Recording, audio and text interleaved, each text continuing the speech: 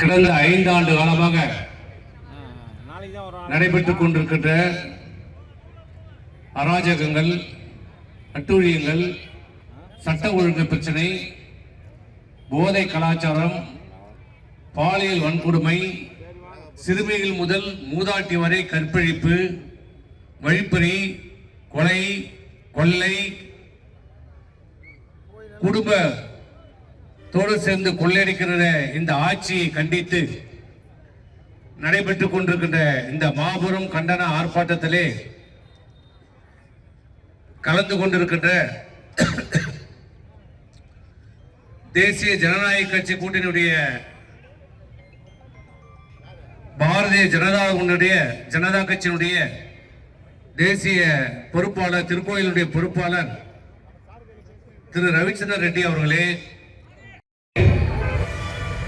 ஏதோ ஒரு சம்பவத்தை கண்டித்து நடக்கிற ஆர்ப்பாட்டம் மட்டும் கிடையாது. இந்த ஆட்சி மக்கள் விரோத ஆட்சி. 5 ஆண்டு காலம் மக்களை பற்றி துளியும் சிந்திக்காத, கவலைப்படாத ஒரு அரசு, தன் குடும்பம் மட்டும் பிழைத்தால் போதும், வாழ்ந்தால் போதும் என்று ஆட்சி நடத்திக் கொண்டிருக்கின்ற திராவிட முன்னேற்ற கழகம். திராவிட முன்னேற்ற கழகம் என்பதை சொல்வதை விட கோபாலபுரத்து குடும்பத்துடைய ஆட்சி. தூக்கி எறியப்படுகிற கூட்டம் இது. இந்த ஆட்சியை தூக்கி எறிகின்ற இறுதி கூட்டம் இது. ஏனென்றால் தேர்தல் அறிவிக்கப்பட்டு விட்டது. அடுத்த மாதம் 23ஆம் தேதி நாம் எல்லாம் வாக்களிக்க செல்ல வேண்டும். அந்த வாக்களிக்க செல்கின்ற போது சிந்தித்து பார்க்க வேண்டும், நன்றாக சிந்தித்து பார்க்க வேண்டும். நம் கட்சி பொறுப்பாளர் மட்டுமல்ல, அனைத்து பொதுமக்களும் சிந்தித்து வாக்களிக்க வேண்டிய ஒரு நேரம், செயல்பட வேண்டிய ஒரு நேரம். 5 ஆண்டு காலம் இந்த அரசு, இந்த திமுக அரசு திராவிட மாடல் என்று சொல்லி திருடி கொள்ளையடித்துக் கொண்டிருக்கின்ற ஒரு அரசு. இந்த அரசு என்ன செய்தது? மக்களுக்கு என்ன செய்தது? சொன்னதை நிறைவேற்றியதா? கொடுத்த வாக்குறுதியை நிறைவேற்றினார்களா? மக்களுடைய பிரச்சனைகளை கவனம் செலுத்தினார்களா? மக்கள் பிரச்சனை தீர்க்கப்பட்டிருக்கிறதா? அவருடைய கவலை தீர்க்கப்பட்டிருக்கிறதா? விவசாயிகளுடைய பிரச்சனை தீர்க்கப்பட்டிருக்கிறதா? மாணவருடைய பிரச்சனை தீர்க்கப்பட்டிருக்கிறதா? குடும்ப தலைவர்களுடைய பிரச்சனைகள் எல்லாம்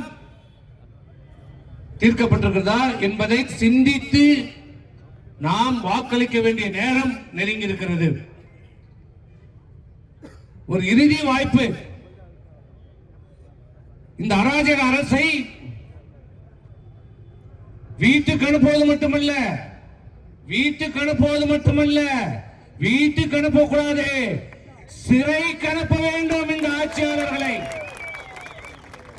செய்திருக்கிற தவறு, இந்த தமிழகத்திற்கு அவர் செய்திருக்கிற துரோகம், இந்த நாட்டு மக்களுக்கு அவர் செய்திருக்கிற அட்டூழியங்கள், தமிழ்நாட்டு மக்களுடைய வளங்களை கொள்ளையடித்திருக்கிற இந்த திமுக அரசு, அதை பொறுப்பேற்று நடத்திக் கொண்டிருக்கின்ற முதலமைச்சர் உட்பட, அந்த அமைச்சர்கள் உட்பட அத்தனை பேரையும் புழல் சிறைக்கு அனுப்புகிற நாள் ஏப்ரல் 23. இதை மனதில் வைத்து நாம் செயல்பட வேண்டும். இந்த 5 ஆண்டு காலம் அரசு என்ன செய்திருக்கிறது? விலைவாசியை குறைத்திருக்கிறதா?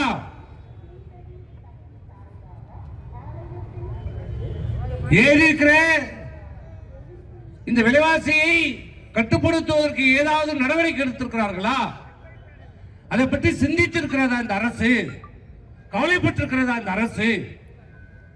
ஏதாவது ஒரு நடவடிக்கை எடுத்திருக்கிறதா இந்த அரசு என்பதை தயவு செய்து மக்கள் சிந்தித்து பார்க்க வேண்டும்.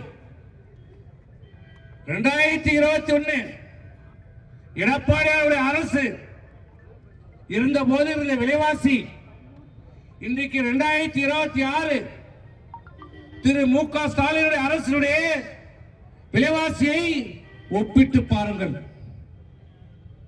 அன்றைக்கு என்ன நிலைமை?